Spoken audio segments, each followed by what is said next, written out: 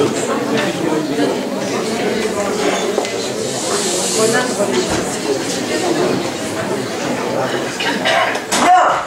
Eh bien, écoutez, bonsoir. Ça fait plaisir de vous retrouver. Merci. Merci, c'est sympa, surtout que vous n'avez encore rien entendu. Alors, moi je suis vraiment content de vous revoir parce que vous m'avez manqué quand même, ça fait un petit bout de temps que je ne suis pas monté sur scène. Mais alors, je voudrais mettre les choses au point tout de suite. Oui, il y a un petit changement de ton quand même. Parce que moi j'aime bien que les choses soient claires, nettes et précises. Alors je ne veux aucune ambiguïté entre vous et moi. Donc je vous le dis d'une façon amicale mais ferme, devant vous, messieurs, dames, c'est bien moi, le même Empire, si on en croit le titre. Alors je sais, ça peut faire peur, mais ne vous inquiétez pas. Moi j'aime bien ce titre, le même Empire. Ah, j'ai longtemps hésité, hein, j'ai réfléchi, j'avais pensé à Ça va saigner, à balles réelles, règlement de compte, maintenant je dis tout, rien à perdre, enfin voyez un peu l'esprit. C'est important les titres, hein, ça donne le ton. Comme ça, les gens savent à peu près à quoi ils vont s'attendre. Et puis, je voulais installer, moi, tout de suite, vous voyez, une ambiance un peu conviviale, fraternelle, chaleureuse. Écoutez, si j'osais, je crois que je vais le faire, je dirais presque que je suis à deux doigts d'utiliser le mot de tendresse. Jusqu'au moment où ma femme m'a dit « Non, arrête avec tes titres, c'est trop flippant, ça va leur faire peur. » Alors du coup, le même Empire, c'est pas mal. Il y a toujours ce petit soupçon d'inquiétude qui n'est pas pour me déplaire. Enfin, le même, c'est vite dit quand même. Puis de toute façon, j'allais pas appeler ça le même en mieux. Hein, ça aurait été un petit peu prétentieux, et puis un peu compliqué à atteindre, au vu de mes prestations précédentes qui étaient déjà géniales. Bah si, il faut être honnête. Alors, et voilà, première digression. Oui, alors le même en mieux, c'est vite dit quand même. Parce que si on compare à mon dernier spectacle à la Pyramide, c'était en 2016. Il n'y a pas photo quand même. Ah non, il n'y a pas photo, parce qu'à l'époque, j'avais terminé évanoui dans les fauteuils. Alors, article de la Nouvelle République faisant foi. Bon, faut dire que j'avais commis une toute petite erreur, rien de bien méchant. Une erreur de débutant. J'avais fait ce spectacle le premier jour de mon arrêt maladie consécutif à un burn-out. Véridique aussi. Donc ça tombait mal. D'ailleurs, tout à fait entre nous, dans les fauteuils, je suis plutôt très mal tombé. Enfin là, ça va mieux. Là, je suis un petit peu plus en forme. Et puis surtout, je suis en retraite. Oui, enfin, 3 semaines. 3 semaines, ça va retraiter. C'est extraordinaire, hein. Enfin, sauf quand je vois le montant de la pension, là, c'est un autre problème. Mais sinon, retraité de l'éducation nationale. Je ne sais pas si vous vous rendez compte. Retraité de l'éducation nationale, autant dire un survivant, vous voyez. Ah oui, moi, quand j'ai commencé le métier, au bout de 3 semaines, je me suis dit, bon, ben, j'en sortirai jamais indemne de ce truc. Puis, finalement, si.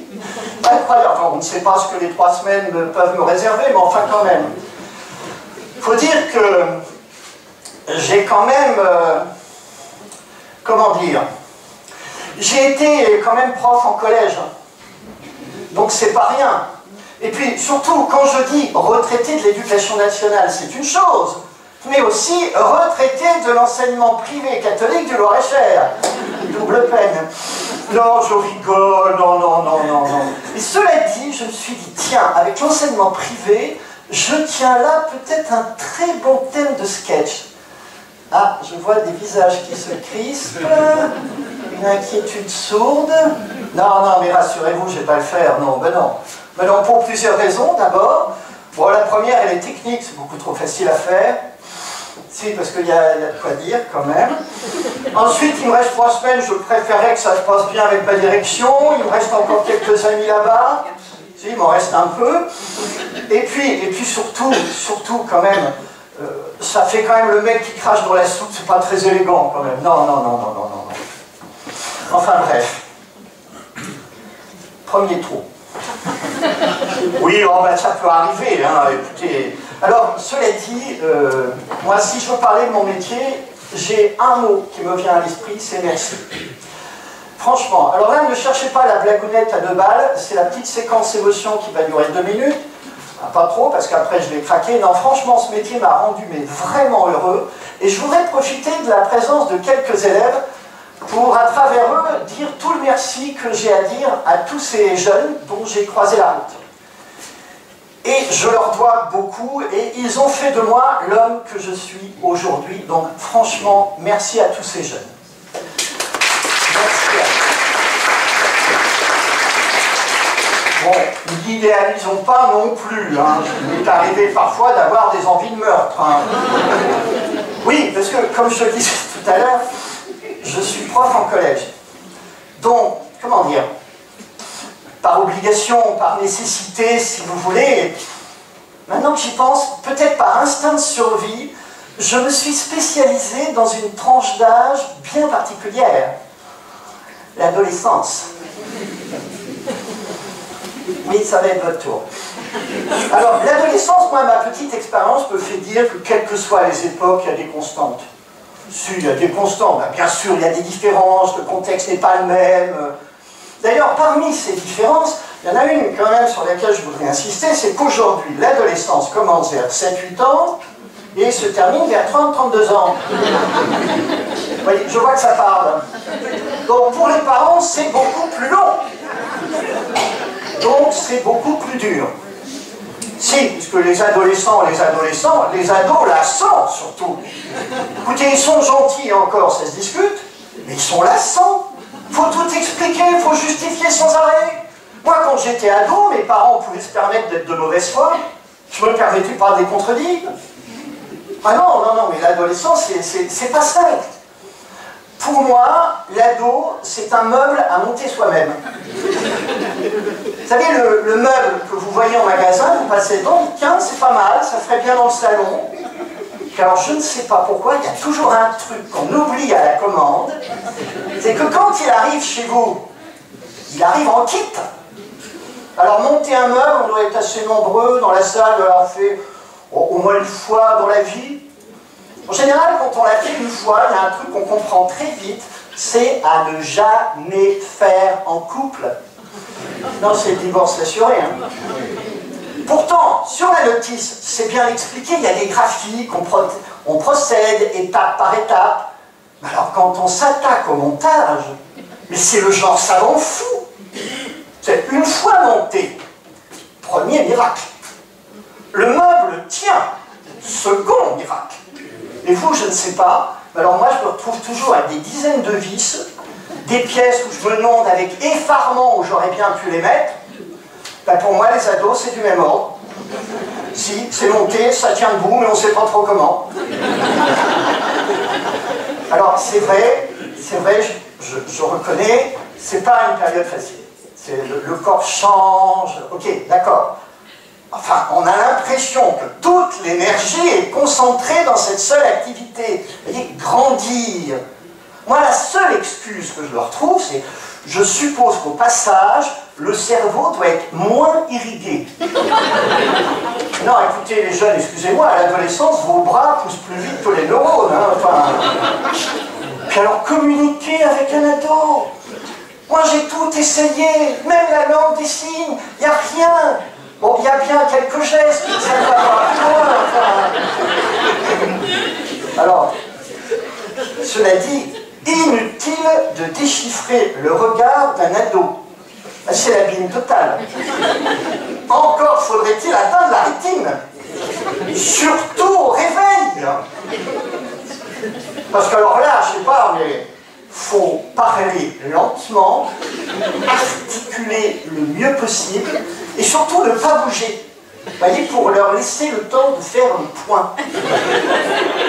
Parce que pour les parents ici, je ne sais pas si vous avez remarqué, mais les ados et le sens de l'espace, il y a les bras qui... Enfin bref. Le matin, on voit bien, ils ne localisent plus rien. Les gestes sont lents, ils sont comme en état d'apesanteur. Non, mais c'est phénoménal. Hein. Alors, les problèmes avec l'adolescence, on pourrait en faire des tonnes. J'en ai choisi 2. Le premier, c'est la bouffe. À part les céréales et le Nutella, Moi, je vois pas. C'est plus facile pour les chiens. Ah ben, si on a des croquettes. De toute façon, l'ado, c'est bien ça, ne mange pas. Il baffe. Si possible, sans mâcher. Je ne sais pas. Ils ne doivent pas avoir pris conscience qu'ils avaient des dents. Enfin, le pire, c'est quand l'ado aborde la période amoureuse. Alors, vous me direz, nous aussi, on a connu cette période. Nous aussi, on a été ados. Nous aussi, on a été amoureux. Sauf que là, ils ont des tutoriels. Ils ont Internet. Je ne vous dis pas le massacre. Ah si, je vais vous le dire, justement. Alors là, je vais citer des chiffres tirés d'une étude réelle, et très récente, hein, qui date de quelques mois. Chiffres qui, si tout se passe bien, devraient faire partir à peu près la moitié des parents de la salle qui ont eu la naïveté de laisser leur ado seul à la maison. L'ado, je l'entends dans ma tête, oui, c'est bon, un porte-vin, il fait assez de guignol dans la classe, j'ai pas envie de me le payer. Alors attention, parce que là, le même empire, là, ça va commencer un peu à gratter. Premier chiffre, 60% des ados ont déjà visité un site porno. Tout de suite, ça calme. Hein. Alors, il y a peut-être des parents ici, je ne sais pas, qui vont dire « Oh, ça va, c'est pas si grave. » Oui, moi, ce qui m'a un petit peu interpellé, c'est que le chiffre a augmenté de 14 points en 4 ans. Hein, ça pique dans le dos, quand même. Et alors, allez savoir pourquoi les violences faites aux femmes ont augmenté dans les mêmes proportions. Y aurait-il un rapport? Et encore, quand je dis rapport, si seulement... Non, Maxence, un viol, ça n'a rien à voir avec un rapport, c'est pas du même ordre. Ensuite, il faut toujours une tête de Turc dans un spectacle, c'est évident. Eh bien, cette fois... Deuxième chiffre, et malheureusement il est vrai aussi, c'est que 50% des ados ont vu leur premier film pornographique avant 14 ans. Et alors, là, dans l'étude, ce qui est assez surprenant, c'est qu'ils disent eux-mêmes, là je reprends les termes de l'étude, voilà, ne m'en voulez pas, j'ouvre les guillemets parce que c'est un peu vulgaire, ils reconnaissent qu'effectivement c'est quand même jeune pour mater du cul. Cela dit, ça nous apprend deux choses. C'est qu'à l'adolescence, l'élégance lexicale n'est pas encore tout à fait développée, ainsi qu'une certaine cohérence, voyez. Et enfin, pour terminer, parce qu'on ne va pas passer la soirée là-dessus, 75% estiment que la pornographie les a aidés à construire leur sexualité. VVVVV. Moi, personnellement, j'ai comme un doute. Si, j'ai comme un doute, parce que déjà, au niveau cinéma, c'est pas Francis qui va me dire le contraire, c'est quand même pauvre. Hein. Alors regardez les histoires, il n'y en a pas. Il n'y en a pas. C'est quoi? C'est un livreur de pizza qui sonne, une maman est très respectable qui lui ouvre, on est bien d'accord, ils ne se connaissent pas du tout. Allez savoir pourquoi, ça y est.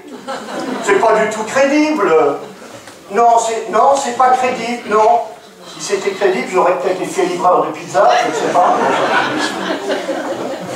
Non, et puis alors, les éclairages, aucune originalité, les cadrages, toujours les mêmes. Enfin, à ce qu'on m'a dit, évidemment.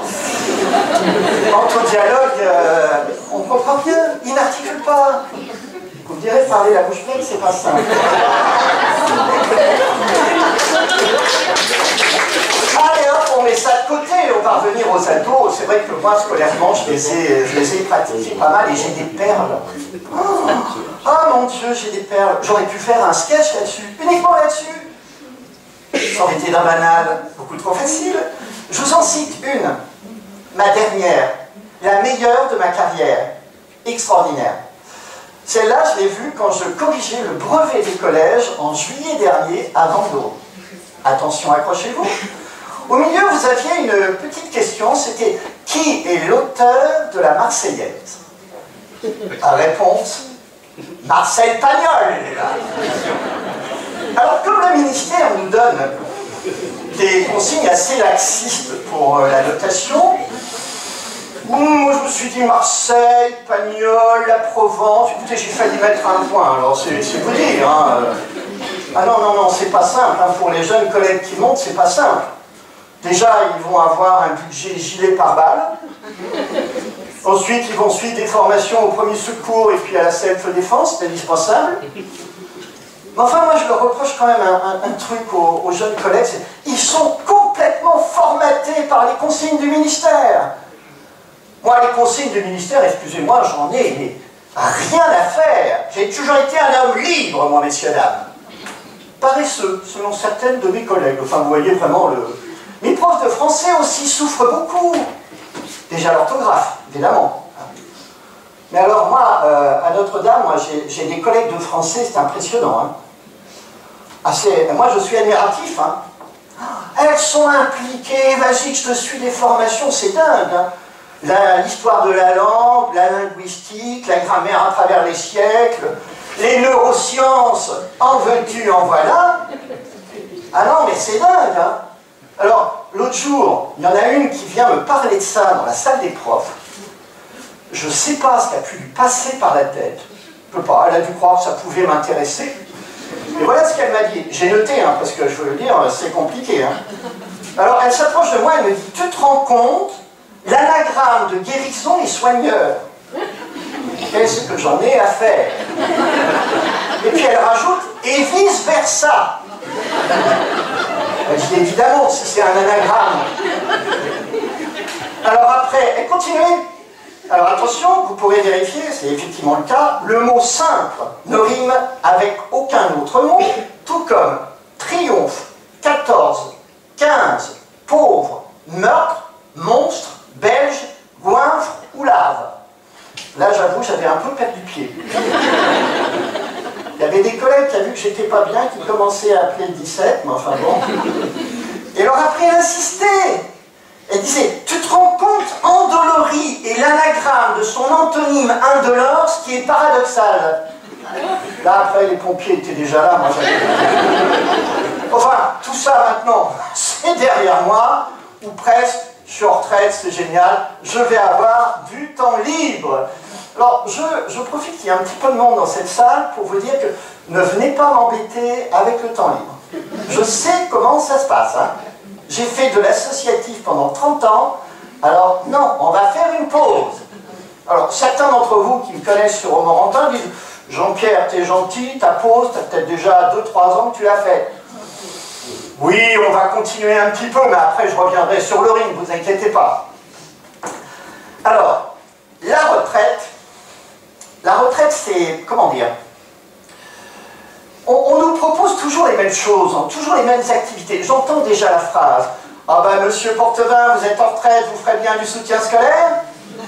Et tu veux que je te rappelle que j'ai bossé avec des ados toute ma vie? Non merci, hein. Non, trouvez des trucs innovants, un peu qui nous intéressent. Mais moi, dans ma rue, par exemple, j'ai 4 voisines, entre 75 et 80 berges. Encore en forme, je peux vous le dire. Hein. Tous les jours, qu'il pleuve, qu'il vente, qu'il neige, elles s'installent à l'entrée du parc, assises sur le banc qui donne sur la rue. Elles y restent la journée. Depuis qu'elles font ça, le maire a renoncé à installer une caméra de vidéosurveillance. Les petites incivilités ont baissé de 30%. Alors évidemment, bon, quand on prend sa retraite, c'est-à-dire qu'on vieillit un peu, bon d'accord, et qu'on découvre des muscles qu'on ne connaissait pas avant. Alors on nous dit faites du sport, ne serait-ce que de la marche. Oui, moi je veux bien. Enfin, par expérience, je peux vous dire que quand vous avez une bonne poussée d'arthrose, enfin bref, moi de la marche j'en fais. Ah ben je m'entraîne. Oui, je veux faire Compostelle au printemps.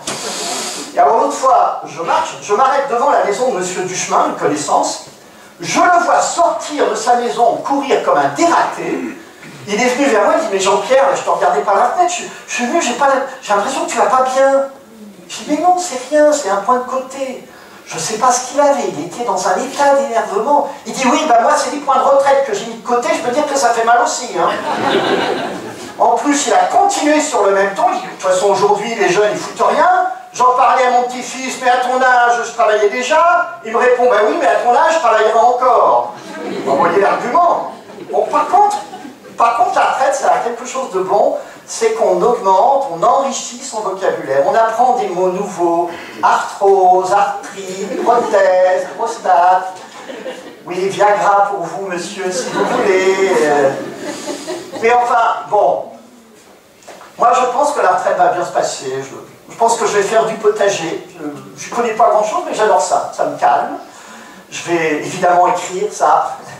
J'ai déjà fini 2 romans, j'en ai 2 autres qui sont commencés, un petit recueil de poèmes, une petite pièce de théâtre, mais plus pour jouer, c'est fini là, j'écris. Et puis après, je vais soulager ma femme. Oh, c'est fin, alors là, franchement, pas dans ce sens-là, non mais, parce que malheureusement, la pauvre, elle travaille encore, donc je vais la soulager, et je vais faire la cuisine et les courses. Mais alors, pas du tout le mec conscientisé, il faut laisser à la place, je le fais parce que c'est naturel. Écoutez, je vous le dis d'autant plus, et je finirai là-dessus, qu'il y a un truc que je ne ferai pas, c'est le ménage. En plus, pour une raison, mais complètement idiote, je le sais, mais ça m'a bloqué. Je me suis dit l'autre jour, mais attends, quand on pense que l'inventeur de l'aspirateur a fini en poussière, excusez-moi, ça ne motive pas.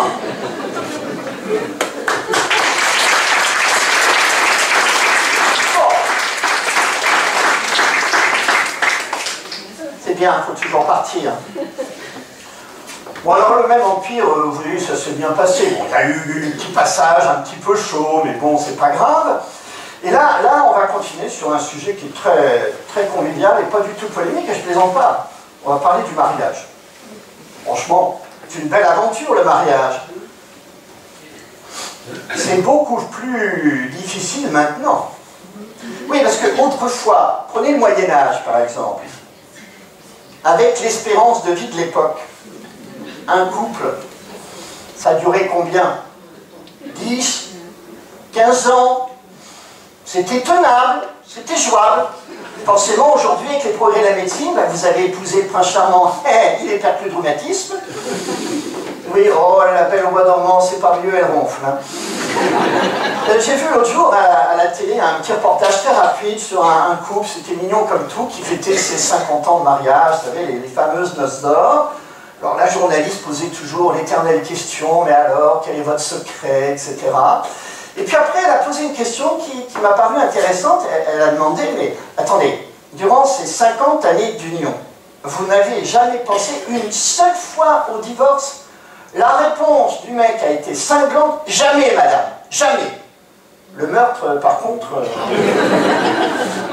Bon, non, allez, soyons sérieux, là c'était l'apéritif. Moi je voudrais vous parler du mariage, mais question, comment dire, organisation. Les faire-part, tout d'abord. Alors les faire-part, tous les genres, tous les styles, hein. Bien d'accord. Vous en avez, c'est pour des mariages princiers, hein, format A3, parchemin, lettres gothiques, enluminure, reliure cuir, pleine peau, c'est impressionnant. À côté de ça, vous en avez des tout choupinous, là, pour les mariages bisounours. Là c'est mignon, c'est frais, on fait dessiner les enfants, il y a des petits ballons qui s'envolent, des lapins qui sautent partout. Je ne sais pas pourquoi c'est idiot, moi j'ai toujours appelé ça les faire-part Valérie Damido, vous voyez. Et puis vous avez les romantiques, entièrement brodés à la main par Tante Yvonne. De toute façon, elle a que ça à foutre, celle-là, enfin bref. Ensuite, les fragiles. Alors les fragiles, quand vous ouvrez l'enveloppe, ça s'envole, ça se déchire. Non mais vous avez vu les papiers qu'ils utilisent? C'est pas du papier, c'est de la gaze. Ou alors du papier à cigarette. Vous me direz, vaut mieux ce papier-là qu'un autre. Sinon, vous avez les costauds. Allez, en carton renforcé, épais de 3 cm. C'est plus un faire-part, c'est un colis chronopost. Après, on va passer, par exemple, à l'enterrement de vie de jeune fille ou de garçon. Alors, moi, je ne sais pas quelle est votre position par rapport à cette tradition. Moi, je n'accroche pas. Mais c'est comme ça. Il y a une semaine, j'ai vu une jeune femme que ses copines avaient déguisée en vampe, l'obligeant à pousser un caddie en plein centre-ville. Elles avaient l'air de trouver ça drôle. Moi, ça ne m'a pas fait rire du tout, et en plus, je ne vois pas le rapport avec le mariage. Si, maintenant que j'y pense, si, peut-être. C'est une manière assez détournée et finalement assez fine de l'idée, ben, écoute, voilà ce que tu vas devenir dans une vingtaine d'années. C'est possible. Ou alors, elle a droit au striptease d'un Chippendale survitaminé et siliconé de la tête aux pieds, c'est pas très malin non plus. Elle va faire la comparaison, c'est pas bon pour le couple. Pour le garçon, c'est la même chose. Je parle pas du caddie, bien sûr, mais la stripteaseuse qui va lui faire la danse du ventre. Lui aussi, au bout de 20-25 ans, il va s'apercevoir que c'est pas le tout d'avoir du ventre, encore faut-il savoir le bouger. Hein. Alors après, comment dire, ben, vous avez la déco de la salle. Bon là, chacun fait bien ce qu'il veut. Nous, au mariage de ma cousine, on avait mis sur tous les murs des photos des mariés à différents âges de leur vie. Vous avez dû voir ça de temps en temps, c'est assez banal. Du coup, les murs étaient couverts de photos, les mariés couverts de honte. Si Daniel, retrouve tes photos d'adolescente et on en reparle. Si. Alors il y a les ballons, évidemment, bon, puis il faut les tables. Oh, le plan de table aussi, ça c'est costaud. Alors les tables, vous en avez différentes. Hein. Vous avez la table des mariés avec leurs copains, la table des familles, la table des plus jeunes qui passent leur soirée à courir comme des dératés, à crever tous les ballons. Vous vous êtes fait chier à gonfler tout l'après-midi. Il y a la table des ados. Alors ceux-là, ils sont un peu paumés, ils sont entre deux âges, vous voyez. Puis ils nous regardent, nous les adultes, avec effarement, en disant « Oh, mon Dieu, on va tenir comme ça !» Vous avez la table des plus vieux aussi, alors celle-là, on la repère très vite, c'est le plus loin possible de la sono et le plus près possible des toilettes. Alors tout ça a un coût, ça coûte cher un mariage maintenant, c'est dingue. Alors il paraît que maintenant il est possible de faire sponsoriser son mariage. Bon, moi je veux bien, cette histoire de sponsoring, c'est bien financièrement, mais c'est plus un mariage, c'est la caravane du Tour de France. Et puis faites attention au choix du sponsor. Évitez Cochonou pour la robe de mariée, par exemple. C'était il y a 15 jours, j'ai vu une jeune femme sortir, une jeune mariée sortir de la mairie de Romorantin, elle était magnifique. Et quand je l'ai vue, j'ai dit, ah, elle a compris, c'est pas Cochonou qu'elle a pris. Vu la couleur, c'était plutôt les fraises Tagada. Enfin, bon, Et puis, alors, à propos des robes de mariée, quand même, enfin, quand vous en voyez certaines, vous vous dites, attendez, c'est pas un pâtissier, c'est pas un couturier qui a fait ça, c'est le pâtissier du coin, c'est meringue à tous les étages. C'est phénoménal, hein. Alors, après, comment dire, moi, si j'ai un conseil à vous donner, c'est au moment des consentements, que ce soit à la mairie ou à l'église, évitez l'humour qui consiste à répondre non. C'est pas très drôle, vaut mieux réfléchir avant. Et alors au mariage de ma cousine, à ce moment-là, le curé s'est approché des mariés avec un micro, il s'est légèrement pris les pieds dans le tapis, mais rien de grave. Sauf que le marié a eu peur, il a cru qu'il allait tomber, il a hurlé non. Ça a acheté un froid, hein. Il a fallu qu'il s'explique que c'était un malentendu, que ce n'est pas du tout ce qu'il voulait dire. Alors moi l'avantage c'est qu'au moins il a connu en une fois des situations que nous les hommes mariés on a dû connaître des centaines de fois dans le cadre de nos relations. Hein. Si du genre non mais attends mais ne pleure pas ma chérie, mais c'est pas du tout ce que je voulais dire. Non mais reviens, c'est un malentendu. Enfin bref. Alors après vous avez le vin d'honneur. Ah le vin d'honneur. Moi j'ai vu des mariages qui s'arrêtaient au vin d'honneur. Ah il y a des gens qui tombent au vin d'honneur comme d'autres au chant d'honneur, hein, c'est du même ordre. Au mariage de ma cousine, parce que je vous en parle du mariage de ma cousine, mais en fait il y a un truc que je ne vous ai pas dit, c'est que ma cousine, c'était pas la mariée, c'était la mère de la mariée. Mais elle s'est impliquée dans la cérémonie, genre mère juive, vous voyez, la chaleur, l'émotion, elle a pleuré. À mon avis, elle a perdu dans les 5-6 litres. Au vin d'honneur, elle a voulu reconstituer les stocks. Elle a tapé dans le champagne. On l'a plus revu de toute la soirée. Un vrai cubuto. Heureusement, l'autre belle-mère était dans le même état. Alors après, il y a le repas qui a commencé. Alors, des fois, pas toujours, mais des fois, il y en a qui demandent, pendant le repas, un léger fond musical. C'est une erreur dramatique. Parce que les DJ sont des cinglés. Je sais pas, ils jouent leur vie, les mecs, ils foutent tout à fond. On s'entend même plus penser. Par contre, au moment de la soirée dansante, c'est sympa. Il y a des danses pour tout le monde, pour tous les âges, moi j'aime bien. Bon, à un moment, il y a toujours un bon vieux rock. Alors là, les 50-60 se lèvent d'un coup. Enfin, d'un coup. Ils vont doucement quand même, ils sont là. Ah, non, 20 ans, et hop, ils y vont, tous, même tante Yvonne. Et puis alors là, ils veulent faire des passes qu'ils faisaient 30 ans avant. Au début, ça se passe bien, mais après, ils s'en mêlent. Les pompiers aussi, d'ailleurs, parce qu'il faut tout remettre en état, quoi. Alors, ça dépend des mariages, mais souvent dans les danses, comment dire, vous savez, il y a des danses sympas, genre la danse du ballet, la danse du tapis, la chenille. Et au mariage de ma cousine, c'est tombé sur la danse des canards. Les deux culbutos n'avaient pas tout épongé, elles ont fait un triomphe. Bon, vous me direz, la canarde bourrée, c'est à la portée de tout le monde, hein, quand même. Alors, ce qui est bien dans un mariage aussi, c'est qu'on fait des films, c'est bien, c'est sympa, on a des séquences pour le bêtisier de fin d'année. C'est papy qui perd son dentier, déjà qui perd la boule, le pauvre. Le cousin René qui perd son pantalon en riant très fort en général. Moi j'ai visionné le film le lendemain, image par image, et à côté du cousin René, j'ai vu deux canards de bourrés qui à mon avis n'étaient pas étrangères à la perte du dit pantalon. Ah ça, on s'amuse au mariage, les jeux de mariage. Bon, ça dépend lesquels. Hein.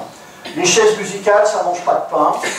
Mais je ne sais pas si vous avez déjà vu, vous savez, au mariage, il y a toujours un jeu où on rassemble les gens au centre de la pièce et on leur demande de rapporter le plus vite possible un objet. Alors là, je ne sais pas ce qui se passe. Le cerveau reptilien se met en marche tout seul. Vous avez des gens qui sont prêts à tout pour ramener un caillou. Dehors, il fait -10, ils y vont. Moi, j'ai vu des mariages où les femmes revenaient avec du givre sur la poitrine. Après, on passe à des objets genre couteau, fourchette. Bon, ça, c'est pas gênant, sauf si vous êtes en train de manger, là, c'est mort, vous retrouvez sans rien. Et puis, évidemment, il y a toujours un abruti, un gros malin qui demande un soutien-gorge. Alors là, vous avez une bande de folles qui, pour certaines, tiennent des stands à la kermesse de l'école privée catholique, qui se lancent dans un striptease endiablé, des messieurs très bien qui se jettent sur la poitrine de leurs voisines qui connaissent que depuis le début du repas, mais tout ça sous les yeux effarés de leurs ados. C'est-à-dire, pour le coup, ils prennent peur. Son ado, il est habitué à du gore. Il voit des films de zombies comme nous, on voyait des dessins animés. Mais enfin là, il faut dire que voir Tante Yvonne monter sur la table, à moitié dépenaillée, les seins à l'air, faisant tournoyer son soutien-gorge et en hurlant « J'ai gagné », il y a de quoi déstabiliser, hein. Alors après, vous avez la nuit de noces. Alors souvent, la vraie, elle a lieu avant, on ne va pas se mentir. Enfin, la nuit de noces, c'est important. Enfin, je parle de celle qui doit être filmée, évidemment. Alors là, il faut choisir le positionnement des caméras, régler les éclairages, on vit une époque de dingue. On va bientôt faire un appel à des professionnels et on a dit tout à l'heure qu'ils n'étaient pas bons. Alors, imaginez, vous avez la cérémonie, on filme la soirée dansante, la nuit de noces, qui sait? On aura peut-être filmé la conception. Plus tard, pour l'enfant, ça sera sympa. Là-dessus, vous rajoutez l'échographie en 3D, l'accouchement sur écran géant, vous avez toute une saga. Et alors en plus, si vers la fin, on vous fout une caméra dans le cercueil, alors là, on aura bouclé la boucle.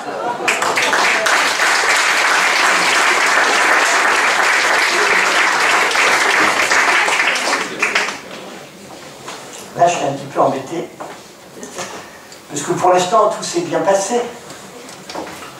Pour le sketch suivant, bah écoutez, j'avais deux options. Bon, finalement, j'ai pris la troisième. Mais non, mais vous allez voir, c'est... Bon, la première option, c'était clair, c'est je le fais pas. La deuxième option, c'est je le fais, mais alors en dernier, mais en ayant pris soin d'ouvrir en grand la porte de derrière. Et après, je me suis dit, oh, bah, j'ai un public intelligent. Comme quoi, un peu de démagogie, ça peut aider.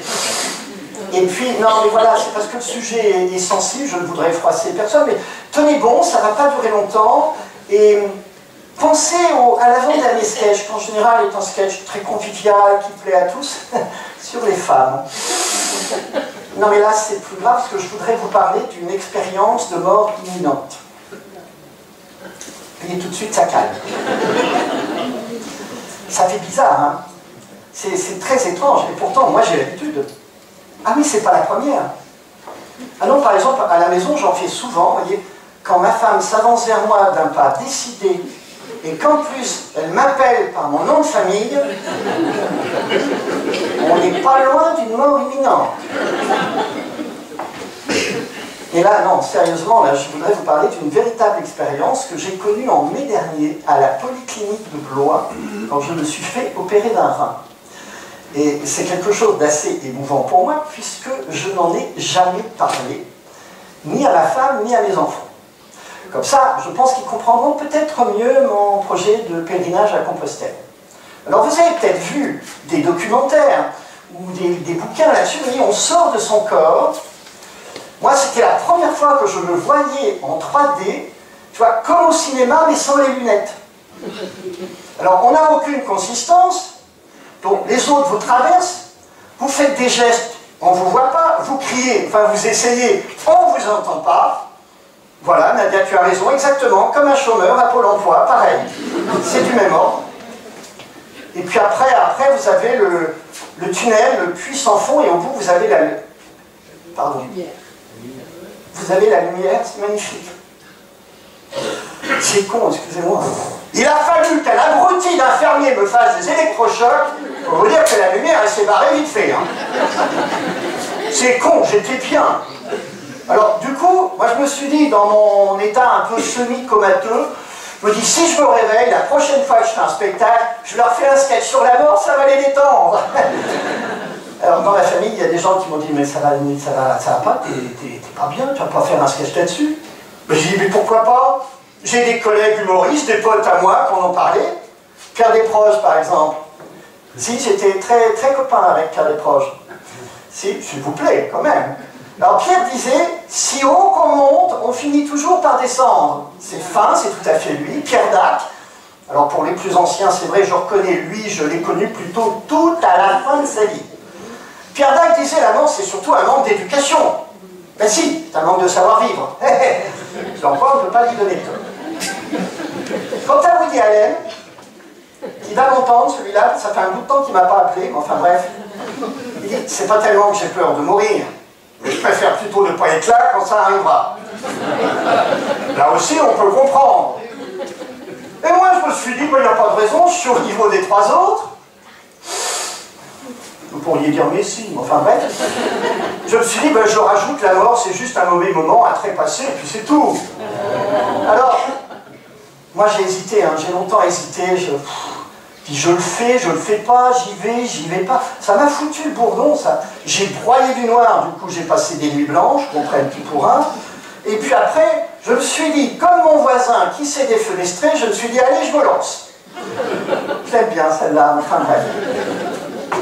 Alors, mourir, ça ne doit pas être si difficile que ça, puisque tout le monde y arrive, comme disait André Gide. Et là, j'ai bien conscience que j'ai perdu une partie de mon public. Ah oui, parce qu'encore faut-il savoir qui est André Gide. Vous voyez, comme quoi, pour avoir un peu d'humour, il est bon d'avoir un petit peu de culture générale. Alors, bon, le André Gide, il a raison. Vous pouvez faire tous les efforts que vous voulez, manger sainement, faire du sport, ne pas boire, ne pas fumer, etc. Vous mourrez quand même. Alors moi, je dis que ce n'est pas une raison, hein, pour exagérer. Parce que quitte à vivre, autant le faire en bonne santé. Moi, personnellement, j'ai pas du tout envie de mourir malade, voyez. Alors après, là, ce qui est délicat, c'est vrai, j'ai bientôt fini, ne vous inquiétez pas. Ce qui est vrai, c'est l'annonce du décès, c'est pas simple. C'est pas un peu de délicatesse dans ces moments-là, je sais que c'est pas facile, mais enfin, cherchez, quoi. Mais, exemple, viens Michel, viens. Mais viens, écoute, c'est bon, on en a passé des journées et des soirées à refaire le monde. Hein. Ah, la vie, l'amour, la mort, hein. La vie, hein, quel cadeau. Hein. Mais c'est facile, c'est fragile, c'est un passage. Ah, ben tiens, d'ailleurs, à propos de passage, ta mère aurait quand même dû attendre que les barrières soient complètement baissées. On va suivre, vous pouvez non? Ah bon. Alors après, vous en avez quand même qui veulent vous consoler, mais qui sont quand même des gros bourrins, voilà. Le genre de personnes avec qui on a envie de mettre deux baffes quand même, parce qu'il dit, écoute, que tu aies du chagrin, je le conçois, mais c'est quand même pas plus mal. Si, écoute, vers la fin, on faisait même plus la différence entre lui et la plante verte du salon, ils avaient la même couleur. Et financièrement, tu vas t'y retrouver parce que les tarifs des EHPAD... Non. Alors après, évidemment, les cérémonies, c'est compliqué. Par exemple, moi, la crémation, c'est pas du tout mon truc. Mais bon, chacun fait bien ce qu'il veut. D'autant plus que la dernière crémation à laquelle j'ai assisté, c'est celle de mon meilleur ami. Donc inutile de me dire que je dansais pas la gigue. Et on était au crématorium, et là, il m'est arrivé un truc, peut-être qu'on sait que ça peut arriver, mais c'est un fou rire. Ben, j'étais extrêmement gêné. Alors, la famille a été parfaite. Hein. À la veuve avec moi, elle dit, écoute Jean-Pierre, mais on t'en veut pas, on sait que tu l'aimais bien. C'est une femme admirable, elle a toujours été très proche, très proche. D'ailleurs, même du temps de mon copain, elle était très proche. Enfin, non, mais attendez, à ma décharge, il faut dire que le mec des pompes funèbres en plein crématorium commence son truc en disant « Madame, feu, votre mari s'est éteint. » J'ai dit « Oh le con, il va continuer en disant qu'il va le rallumer. » Non. Enfin, je ne savais pas où me mettre quand même, c'est vrai que c'est extrêmement gênant. Alors, je me suis documenté quand même, parce que faire rire, c'est aussi du travail. Et j'ai vu, alors ça, je ne le savais pas, j'ai vu qu'il existait des normes écologiques très strictes contre les rejets toxiques. Et là, elle est épouvantable, hein, ça, mais là, comment vous dire, là, c'est le prof d'histoire qui a tout de suite... je me suis dit, mais oui, voilà, pendant la Seconde Guerre mondiale, là, on voit bien que les nazis n'avaient pas la fibre écologique.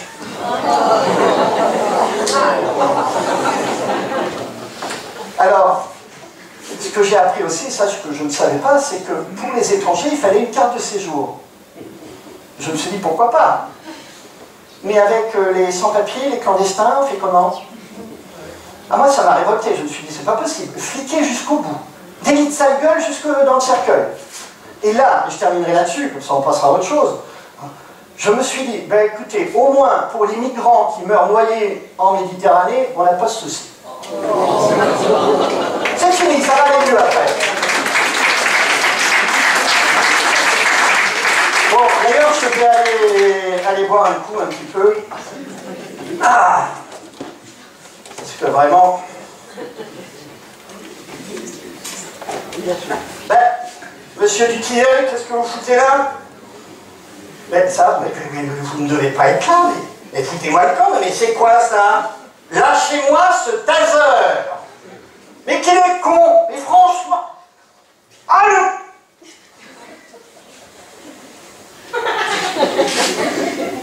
Ah. Bonjour!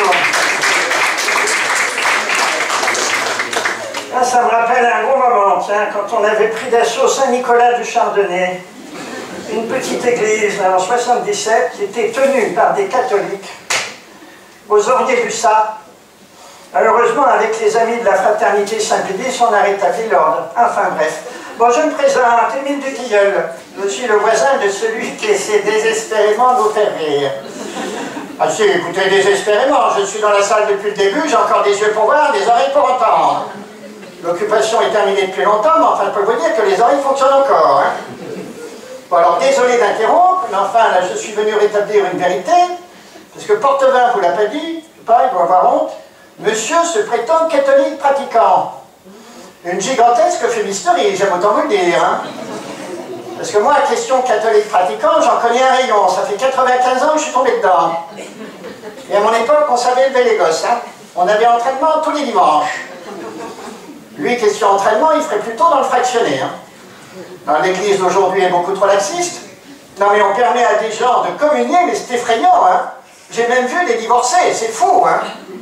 Et le curé, qui laisse faire? De toute façon, les curés, on ne les connaît même plus, à part ceux qui ont le courage de porter la soutane. C'est à quoi l'autre abruti, là, assommé dans les coulisses, me dit, oh, vous savez, le Christ, à son époque, il était habillé comme tout le monde. Parler d'un argument. Alors moi, prêtre, ça m'aurait plu. Hein. Ah si, ça m'aurait plu. Hein. Il a fallu que ma pauvre Gisèle tombe enceinte. On m'a toujours fait chier, celle-là. Ah si, ça m'aurait plu parce que je trouve que ça fait un peu chevalier de Jedi. Alors j'en parlais à mon petit-fils, à qui j'essayais d'inculquer quelques notions, parce que c'est pas avec sa mère, enfin bref. Il me dit, papy, tu commences à me gonfler avec tes curés, parce que tes chevaliers Jedi, j'en connais certains qui sont tombés du côté obscur.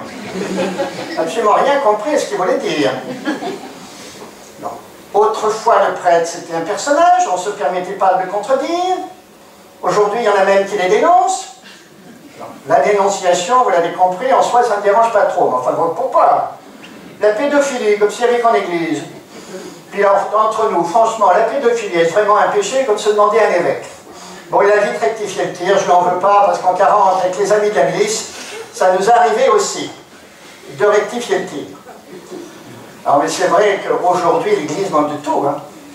Ah oui, oui, oui, on manque d'argent, de fidèles, de prêtres, on prend ce qu'on a. Des femmes, des laïcs, des noirs.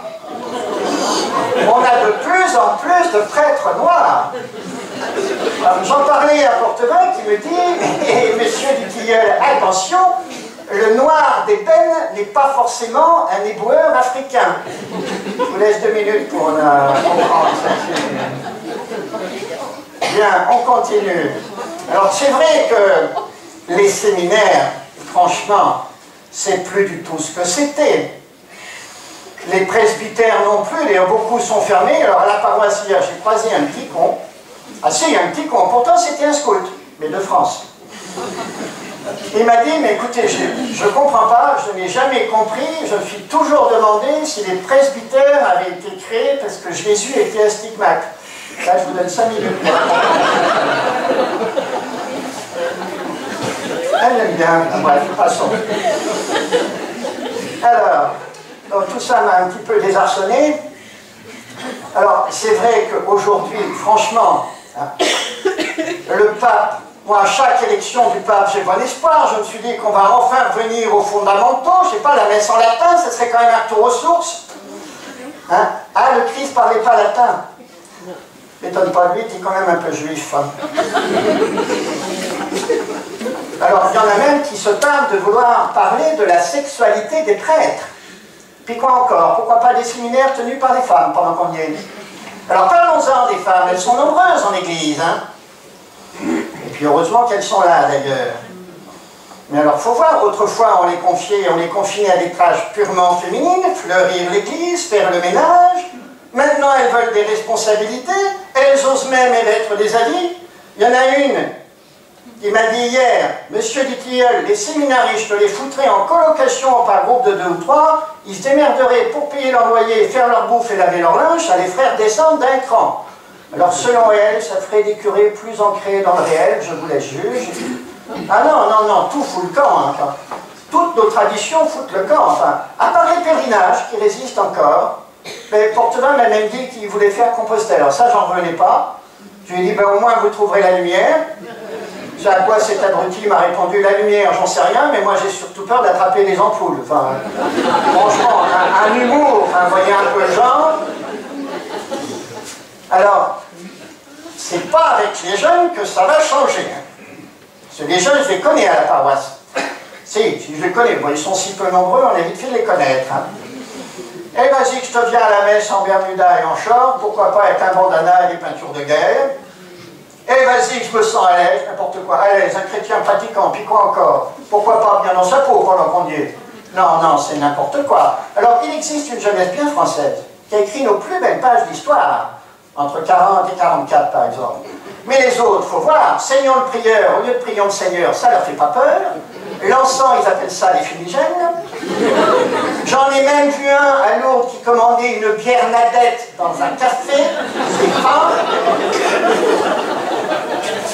Et puis à la fin de la messe, quand le prêtre dit aller dans la paix du Christ et qu'on répond nous rendons grâce à Dieu, j'en ai entendu 2, scouts aussi. Allons à l'apéritif, nous en prendrons bien 2. Non, non, franchement. Pourtant, j'essaie de les convaincre. Des djihadistes chrétiens, merde, ça devrait être possible. On a très très peu de vocation de martyrs dans l'Église catholique. Enfin, disons qu'on a très peu de vocation de martyrs qui sont prêts à tuer les autres. Nous, nos martyrs, ils sont tués. Bande de losers, vraiment, enfin. Alors, c'est pas avec le fils de la voisine que ça va changer, hein. Parce que je lui parlais de ça, il dit, oh, vous savez, martyr, c'est courir un peu. Vous voyez le genre d'humour.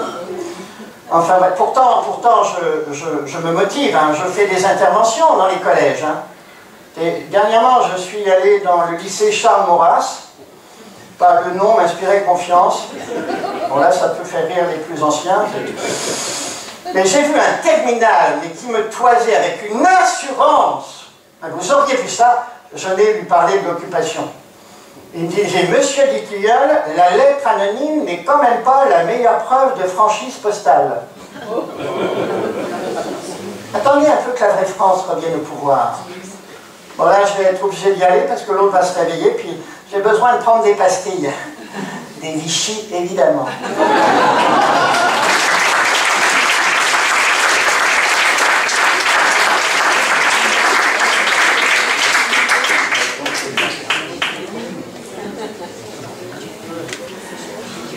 Ah, sacré Dutilleul.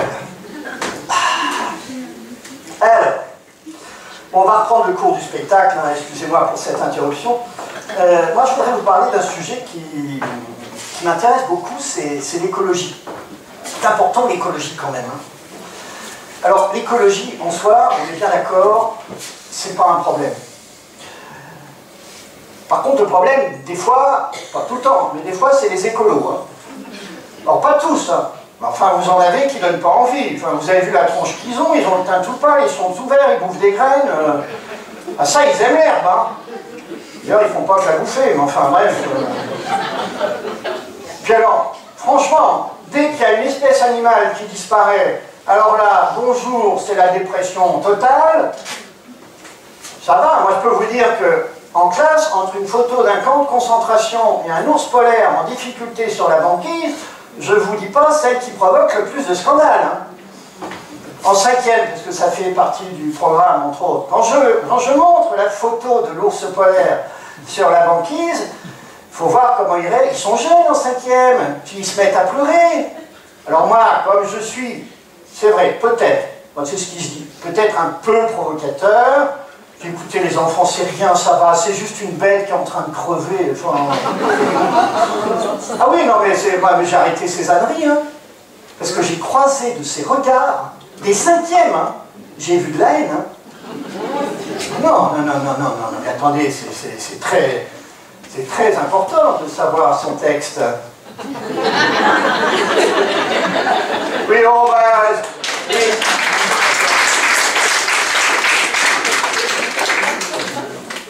N'en demandez pas trop non plus, parce que c'est mon dernier quand même. Hein. Alors, oui, non mais c'est vrai, pour en venir aux écolos dépressifs, je ne sais pas, prenez du millepertuis par exemple, c'est un excellent antidépresseur naturel, faites un séjour dans une salle, ça ressource, je sais pas, ou des groupes de parole, les écolos dépressifs anonymes, alors que l'écologie ça peut être rigolo. Là aussi, j'ai fait des recherches, et j'ai vu qu'en Chine, il y avait une organisation non gouvernementale. Alors déjà, ça m'a fait marrer, parce qu'un truc non gouvernemental en Chine, vu le régime qu'il y a là-bas, enfin bref.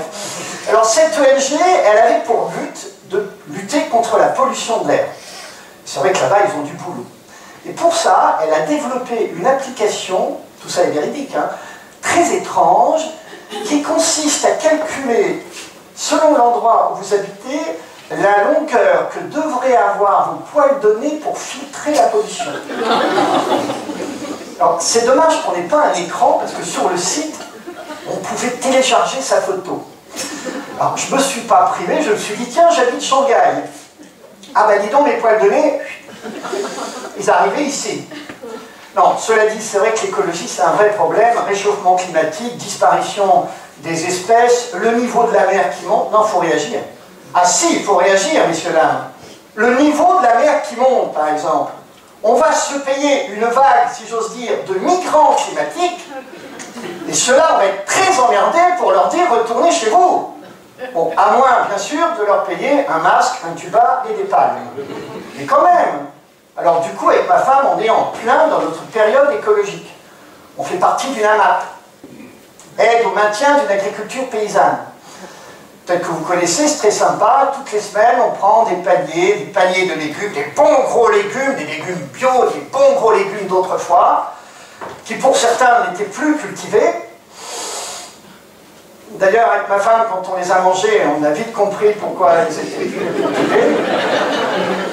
Ah non, les anciens ont toujours eu du bon sens. Enfin, ils sont bio, mais ils n'étaient pas bons. Enfin, moi, je suis pour du bio bon. Vous voyez, la carotte élevée en plein air, au grain.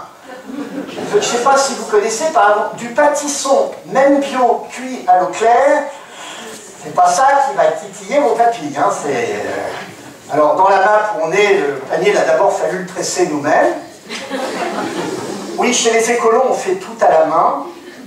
Je ne vous dis pas leur sexualité. Et puis...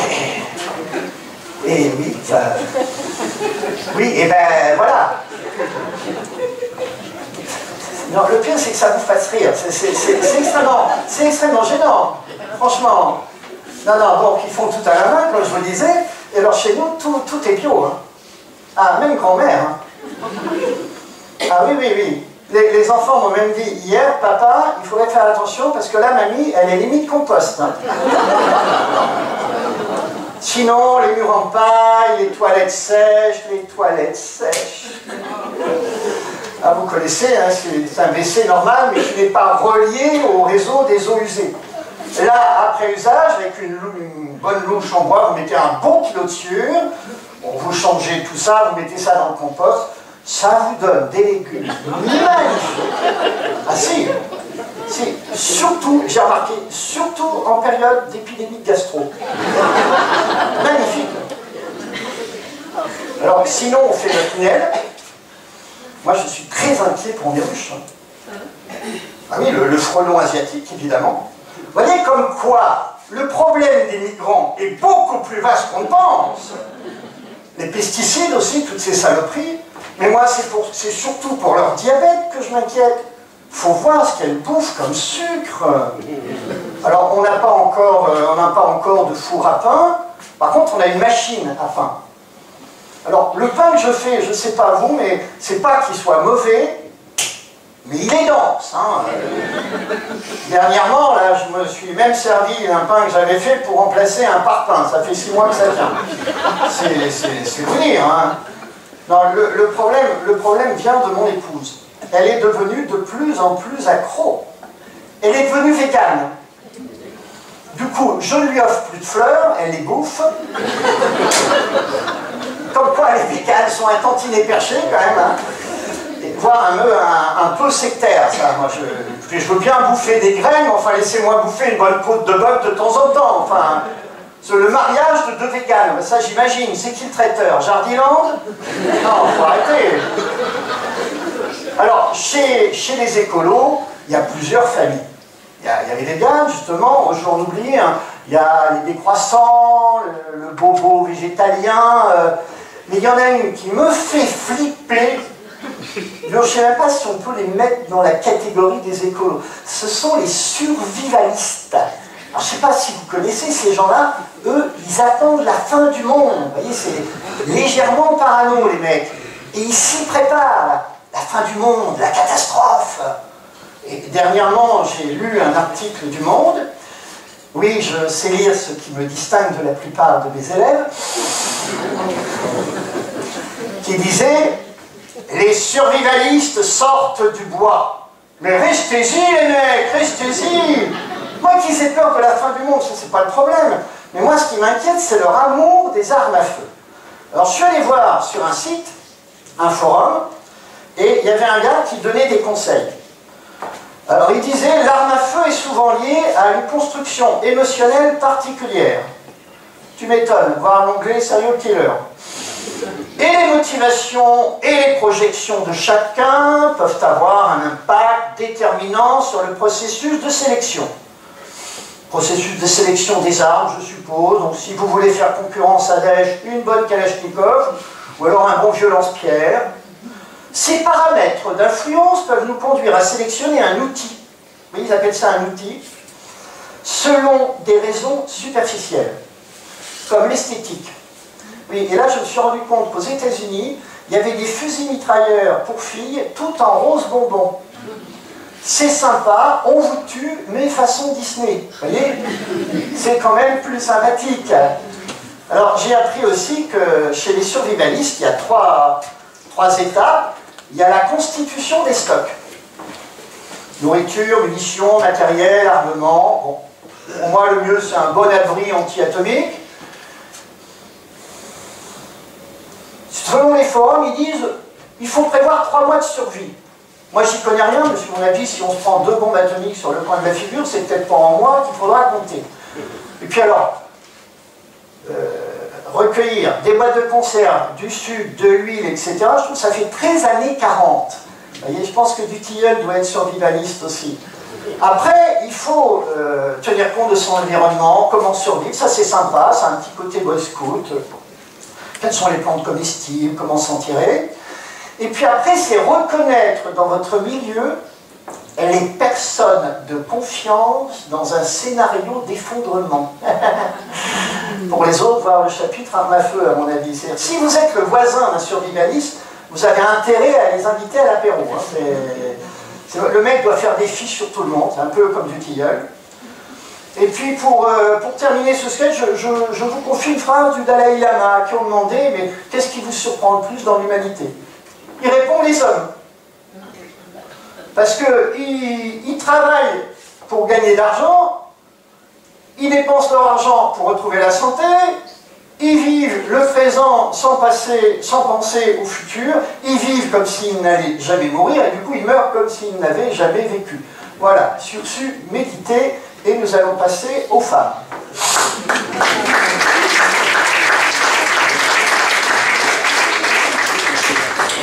Alors là, je bois un coup, là, quand même. Et là, je suis très embêté parce que le titre de mon spectacle me gêne beaucoup. Oui, le même empire. Alors moi, je veux bien écrire sur les femmes. Mais empire? Si, parce que si vous avez suivi mes précédents spectacles, c'est un de mes sujets favoris.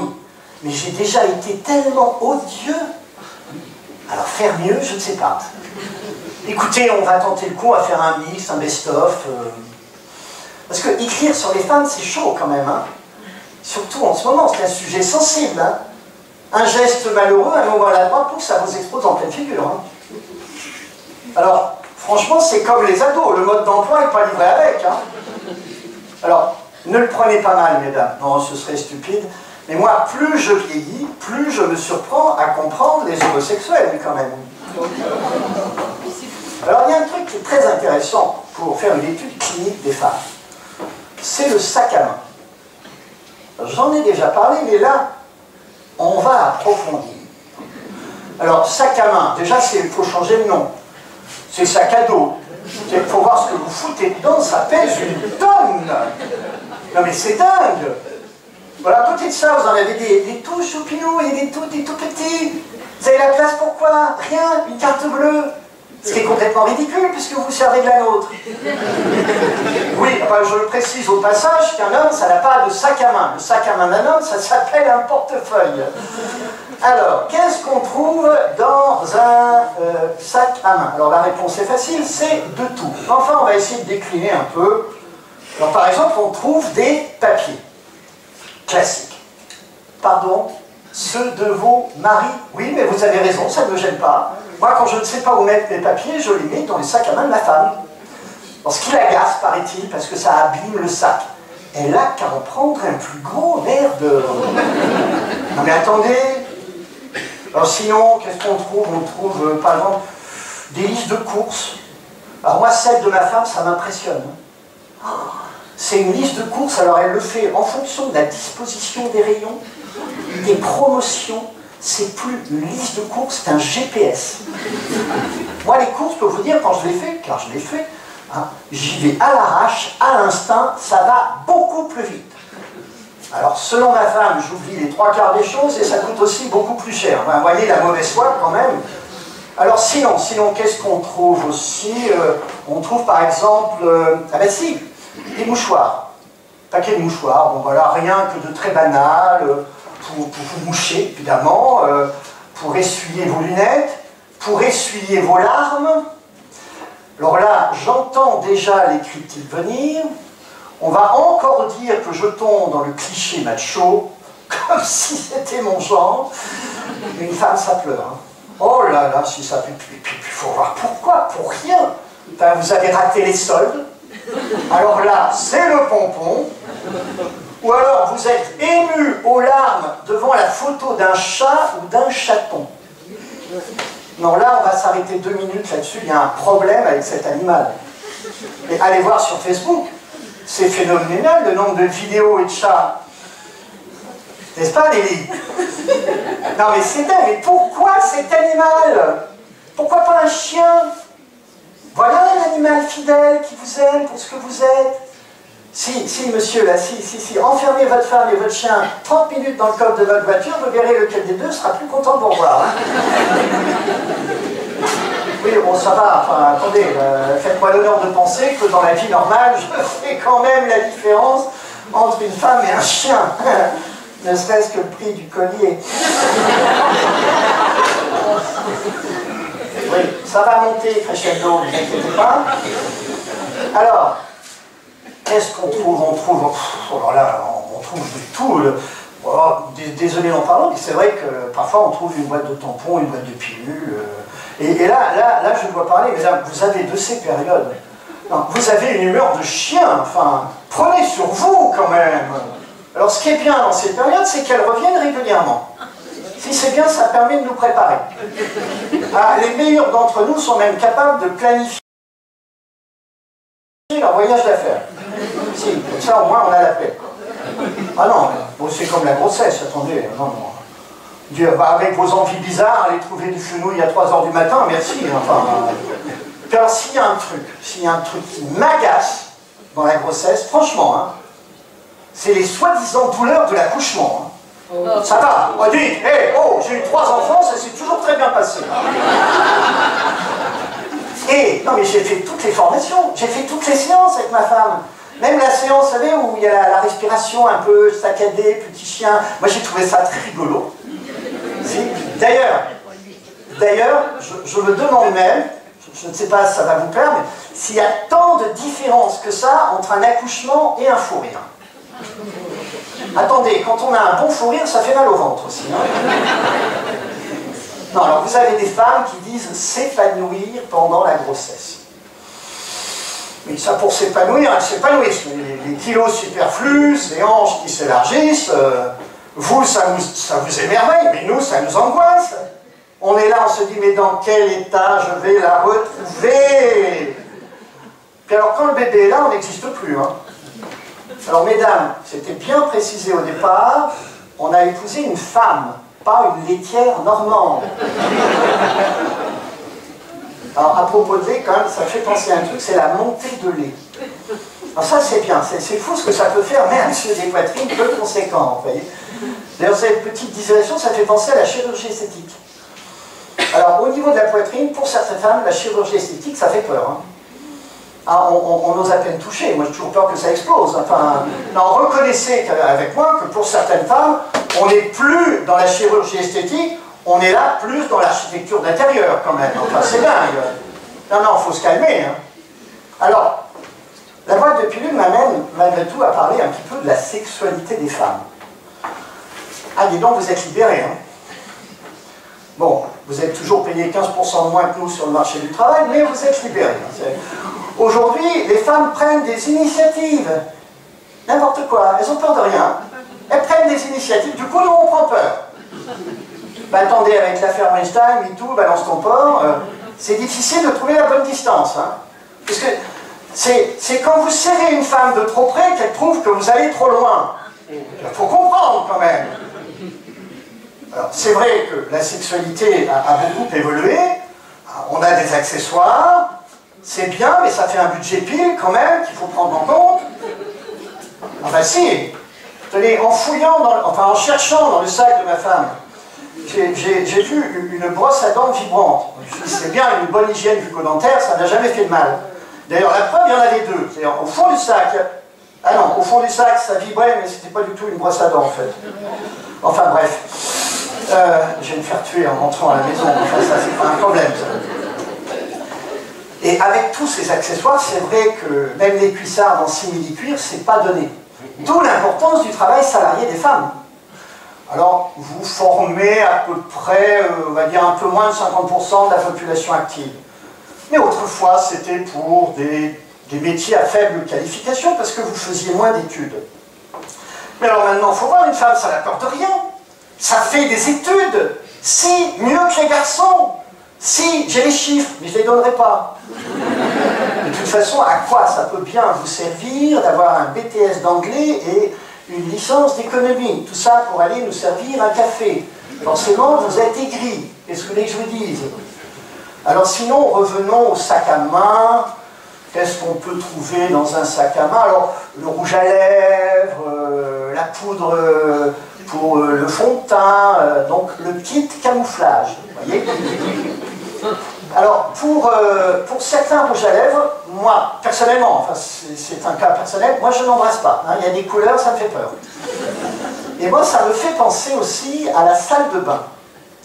C'est un endroit magique, où vous passez des heures.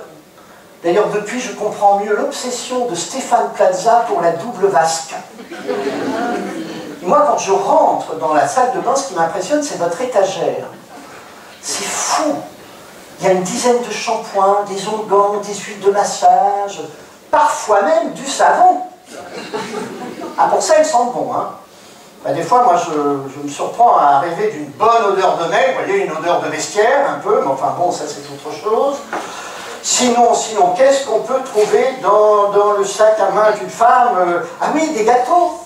Des gâteaux, des bonbons, une madeleine écrasée, des barres de céréales. Et puis à côté de ça, la petite bouteille de Contrex.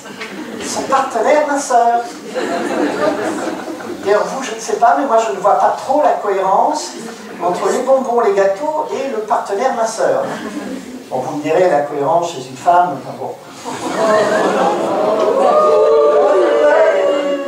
Bon, sinon, ce qui est plus cohérent, c'est qu'on trouve aussi des fois des petits miroirs, des petites glaces. Ça, c'est déjà plus cohérent parce que ça permet de voir si le partenaire minceur fait bien son boulot et si on peut continuer à en manger. Mais des bonbons, il faut suivre un peu. Hein. Alors après une fois dans le sac de ma femme, j'ai trouvé la poupée vaudou de mon ex. Et donc vous avez un problème avec les ex. Hein. On a vu une vie amoureuse avant vous. Surtout si vous avez eu la chance, comme moi, d'avoir eu une vie amoureuse très riche. Oui, avant de trouver ma femme, j'ai cherché. Hein, ça, j'ai cherché. Même dans les périodes de grande déprime, il faut bien avouer que j'ai même fait les fonds de tiroir. Enfin bon. Alors moi, j'ai trouvé en Afrique.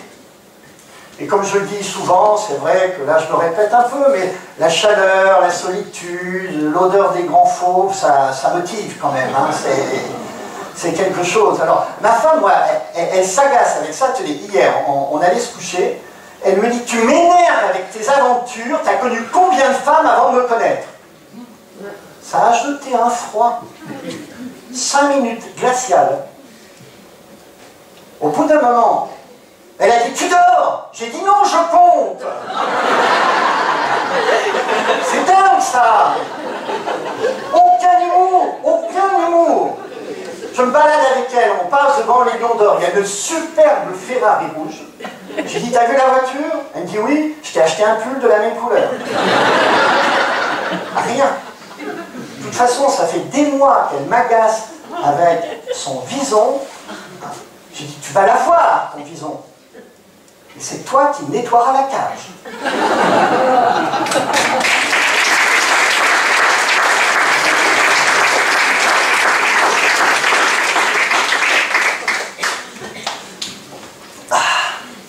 Voyez ce que c'est d'aller trop vite. J'ai oublié un sketch. C'est pas grave, je vais le faire maintenant. Et puis ensuite, je vous ferai participer. Bonjour Maxence. Alors,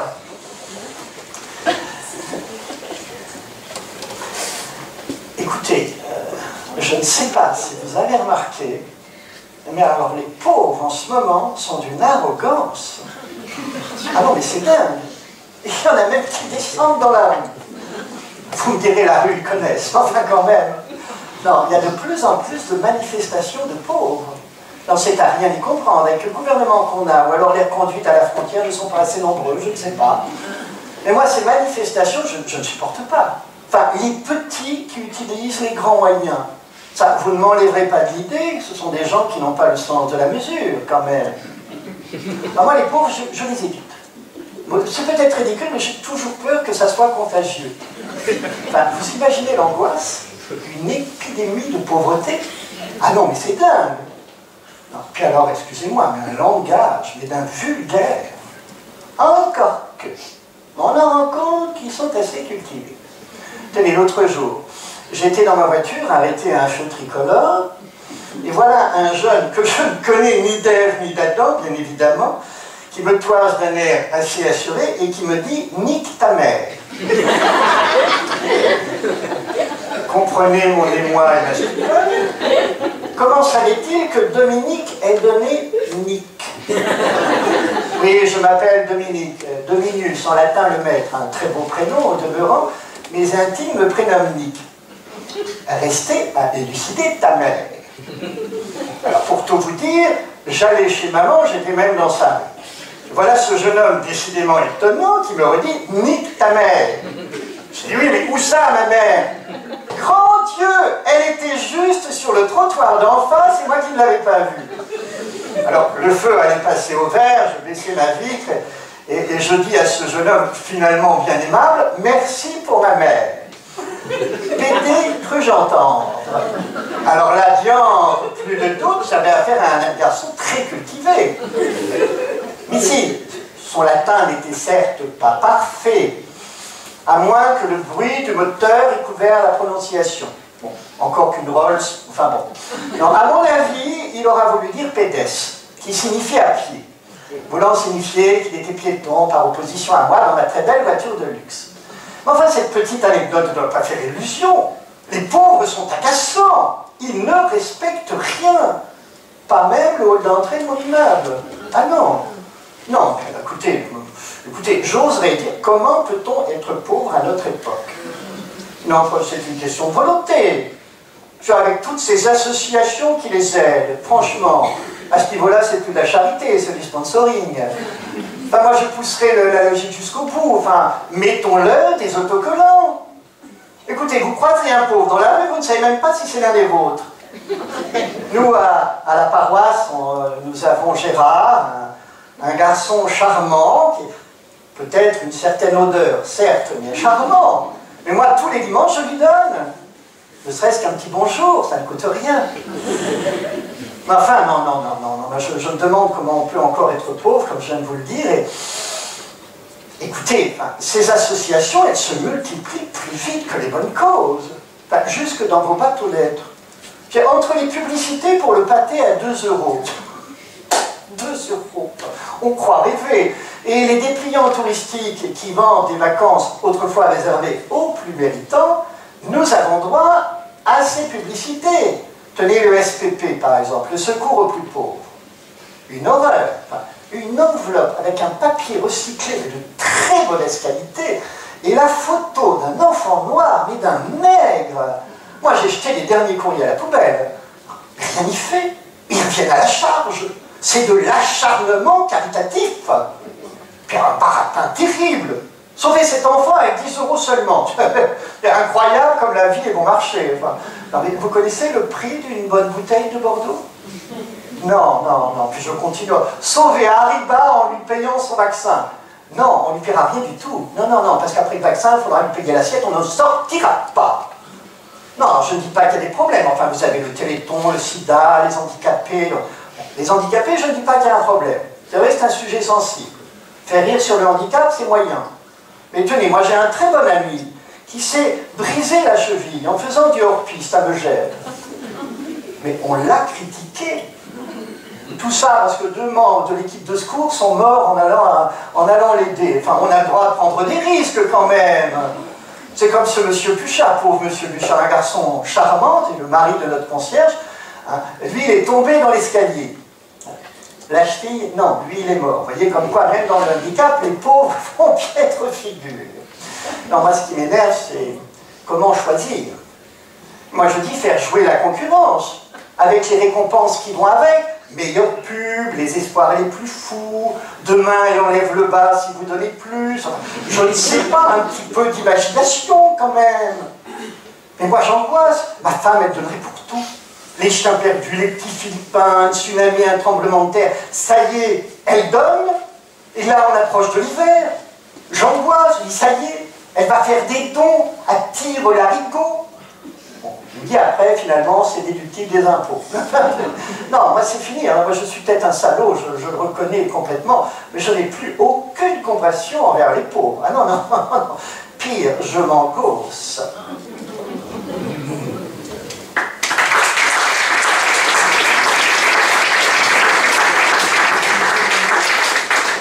Bon, de toute façon, vous étiez prévenus, hein, c'est le même empire. Hein. Alors, suspense. Alors, comme vous avez été très bien, le problème n'est pas là, mais je me dis, je voudrais terminer, je pense, hein, sérieusement, je sais bien qu'il ne faut jamais dire jamais, mais je pense que là, franchement, c'est la dernière fois que je monte sur scène, hein, vraiment, parce que y a un temps pour tout. Hein. Alors, je voudrais finir sur une note, je voudrais vous apprendre à rire. Alors, vous avez été très bien, c'est pas le problème. Mais je voudrais vous apprendre à rire en voyelle. Oui, on rit très peu en consonne. Très très peu. Éventuellement, le rire étouffé en M. Et c'est tout. Hein, essayer de rire en P ou en Q, c'est compliqué. Hein, non? Oui. Alors, en fait, là, je voudrais vous apprendre à rire en A, E, I, O, U. Oui, le Y, c'est compliqué aussi, donc on va se réserver en A, E, I, O, U. Mais là, l'aspect le plus rigolo, c'est que, évidemment, je ne vais pas le faire tout seul.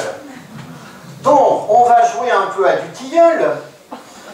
Si vous pouviez dénoncer des gens parmi vous qui ont un rire sympathique, un petit peu étonnant, je suis tout à fait prêt à les faire participer. Alors ça va peut-être faire un Larsen, hein, je ne sais pas, mais non, la scène est petite. Vous verrez, c'est très convivial, c'est chaleureux, il n'y a aucun problème. Ah, quelqu'un qui dénonce. Ah ben oui, mais de toute façon, c'est Madame Bertrand, allons. Ah oui, vous y allez, oui. Et je viens à votre magasin, vous pouvez bien monter sur ma scène quand même. Bon, ça m'en fait qu'une quand même.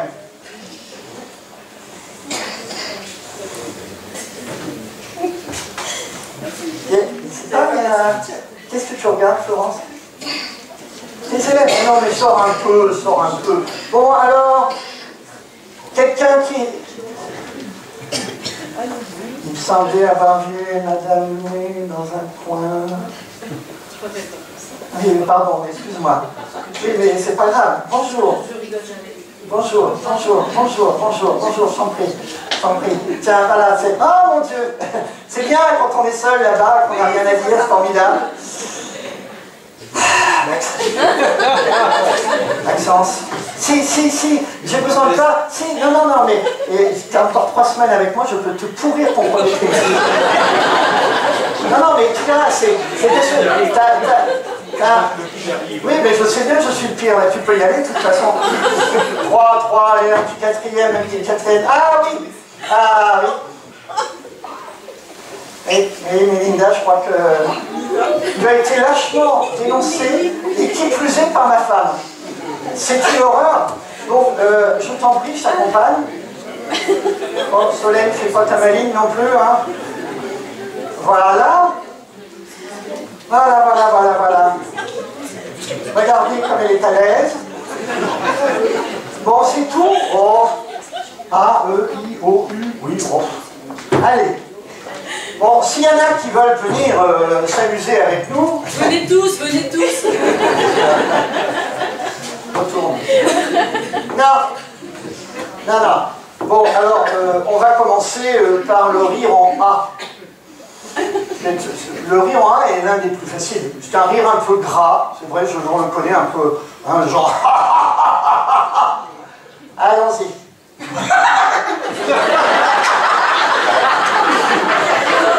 Oh la vache.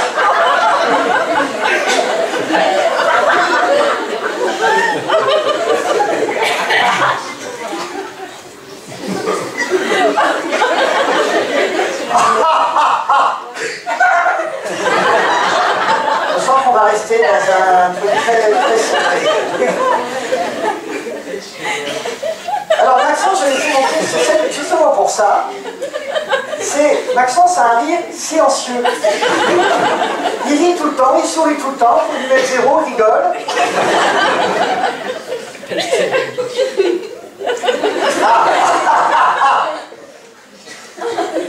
Ah. Voilà.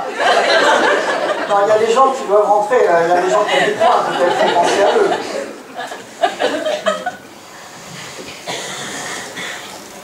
Cette dame me semble très bien. Si. Viens. Ma mère. Un bon courage.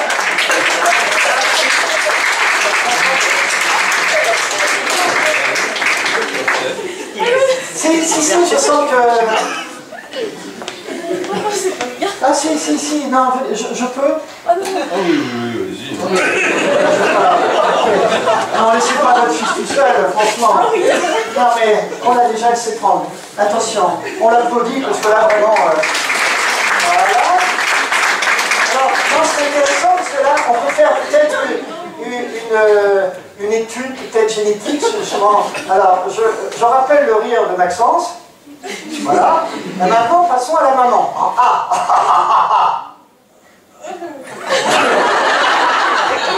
C'est bien sa mère. Ah, c'est pas mal. Bon, alors, en A. Alors, elle va oser. En A. Bon, au moins, elle a dit la lettre. Des fois, je tombe sur des gens qui ne connaissent pas l'alphabet. C'est extrêmement compliqué. Alors, en A. Oh non. C'est l'échauffement. Oui, mais vous pouvez faire mieux. Oh, si. Ah ben non, c'est en A. Oui. J'ai envie de me repayer un petit coup de... Alors...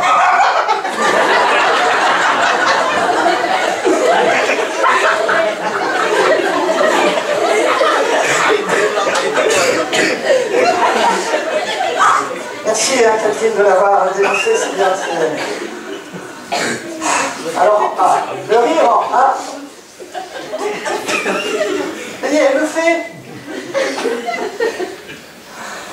Je pense que dans la famille, il y a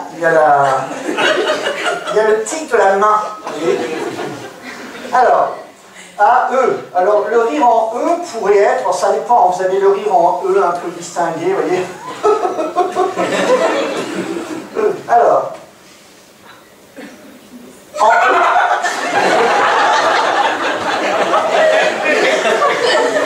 Je compte ça, je n'ai jamais entendu rire comme ça en classe. Je ne suis pas très drôle en classe d'ailleurs. En E. Ah,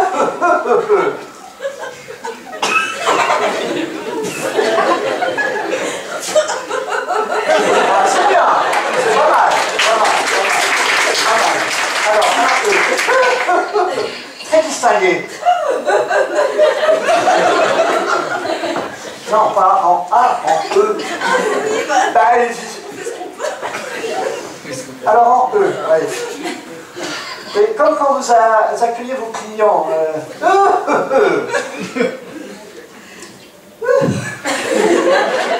C'est le E étouffé. C'est le sketch le plus facile à faire en fait.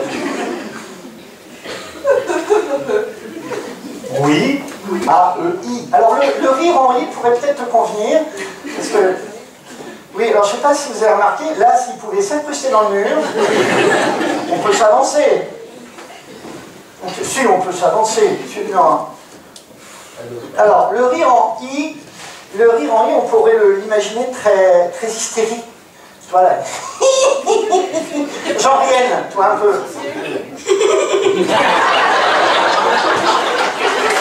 Le rire bouche fermée.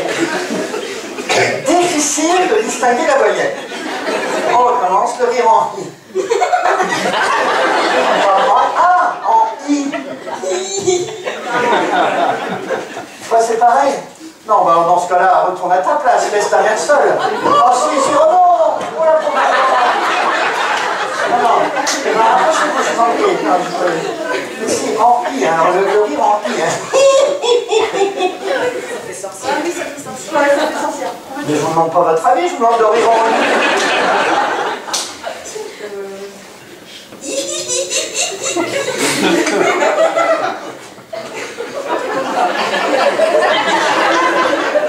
Ben, tu pourrais respecter quand même. Les jeunes, vraiment. Je peux le faire, alors. Le genre réel, tu sais quand tu piques. Je fais jamais ça. Eh bien, heureusement.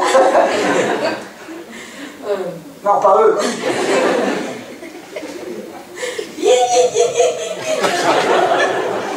On a l'impression que c'est un cheval qui...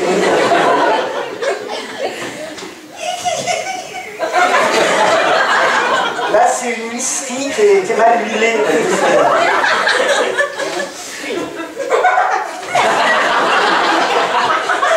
Ah, c'est bien, je partirais sur une bonne note.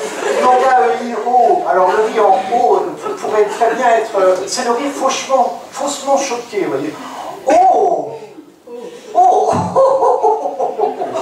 Vous voyez? Oh! Pas mal! Pas mal! Bravo! Alors, c'est bien! Ah non, ça va faire aussi bien. Après? Non, non, non. Ben oui, oui, mais comme ça, votre fils, il est rassuré, il est soulagé, c'est bien. Faites-le par amour pour lui. Ah, tu vois? Tu es aimé, Maxence, c'est bien. Oh, alors le... Oh! Ah, mon Dieu! Je devrais faire du théâtre. Oh! C'est quoi ce truc?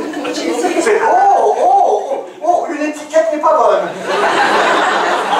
Alors, on va terminer par le rire en U. Le rire en U pourrait très bien passer pour un rire un petit peu distingué, un petit peu bourgeois.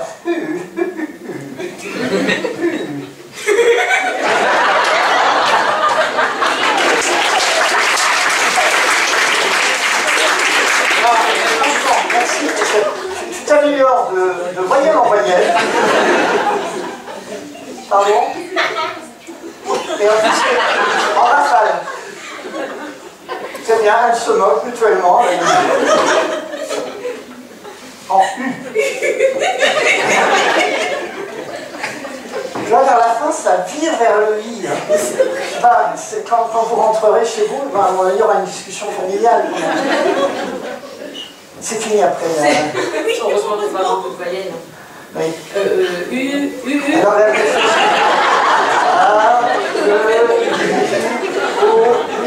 Bien, ça. Et donc, les 26 lettres de l'alphabet, c'est... Ben oui, je sais, ben, c'est... Attends. Il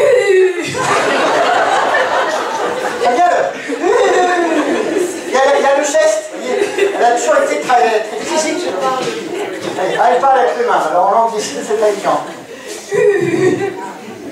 Oh. Ben, si on pouvait rire tous ensemble, et puis on termine comme ça.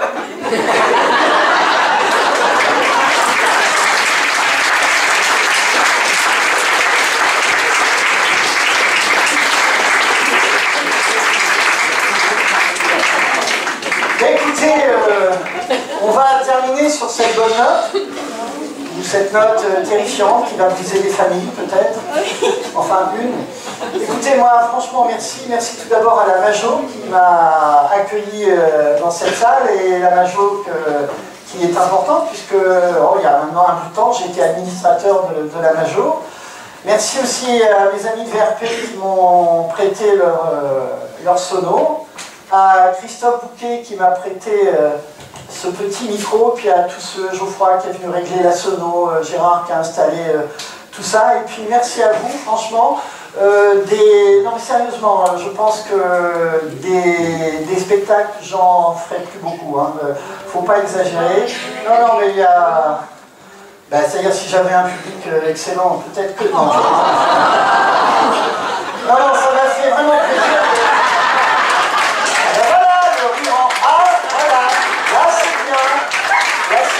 C'est bien répondu en plus. Non mais vraiment, je vous remercie du fond du cœur. important, c'est la retraite au 1er janvier, la retraite peut-être pas artiste, amateur, parce que encore une fois j'ai envie d'écrire, de faire plein de choses, mais il faut que je m'occupe de moi. Ma femme m'a fait promettre, tu arrêtes ça, j'en ai marre de faire la billetterie, elle a raison, et je la remercie aussi parce qu'elle me soutient, et je peux vous dire que c'est pas facile, parce qu'on a beau être amateur, les artistes sont des gens épouvantables au quotidien. Ce matin, je me suis réveillé avec la plus grande trouille de ma vie, alors que j'ai fait 20-25 ans de théâtre, de pièces de théâtre. Mais je termine sur une bonne note et je vous remercie. Bonne soirée à tous.